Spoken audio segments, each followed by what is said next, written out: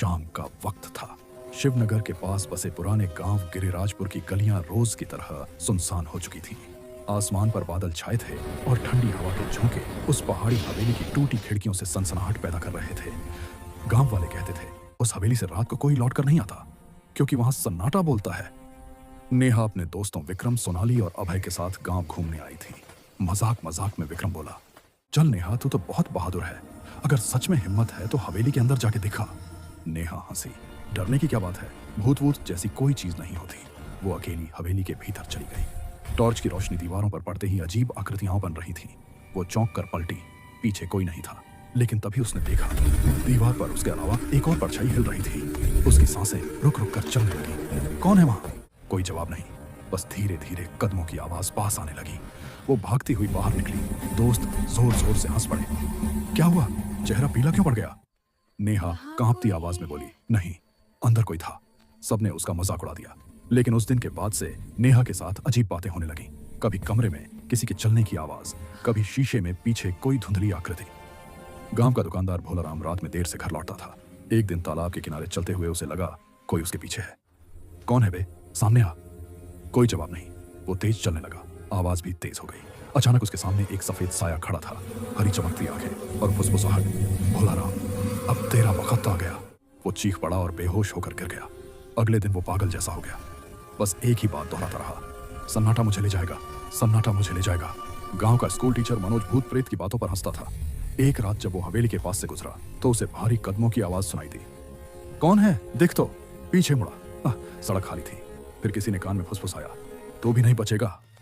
अब तक नेहा, भोलाराम और मनोज तीनों अलग अलग लोग थे, लेकिन सबने एक ही आवाज सुनी थी, सन्नाटा।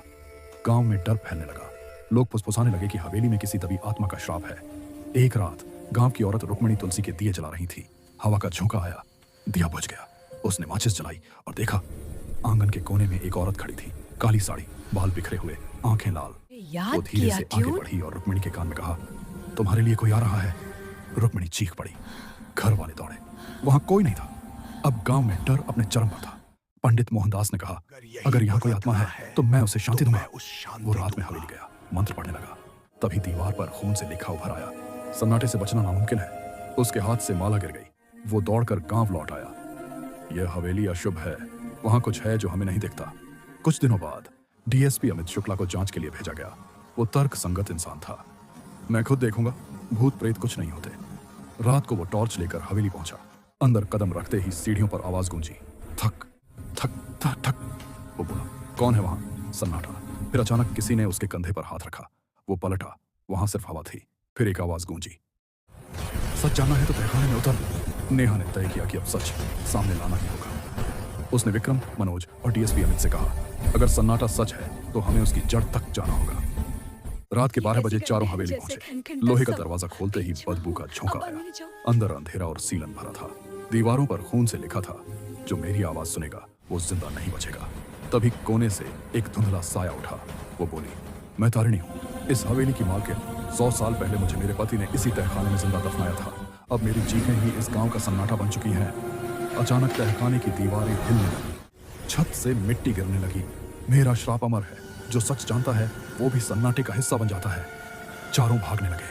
हर तरफ आवाज, थक थक थक। आवाज करीब आती रही। अमित चिल्लाया, हवेली को आग लगा दो, यही एक रास्ता है। चारों ने मिलकर हवेली में आग लगा दी। लपटों में वो हवेली जलकर राख हो गई। गांव में पहली बार कई सालों बाद शांति छा गई। लेकिन कुछ दिनों बाद नेहा अपने कमरे में पड़ रही थी। खिड़की से ठंडी हवा आई। उसे लगा जैसे कमरे के कोने से कोई धीरे धीरे चल रहा है। कौन है? सन्नाटा, बस वही धीमे कदमों की आवाज। हवेली जल गई पर सन्नाटा अब भी जिंदा है।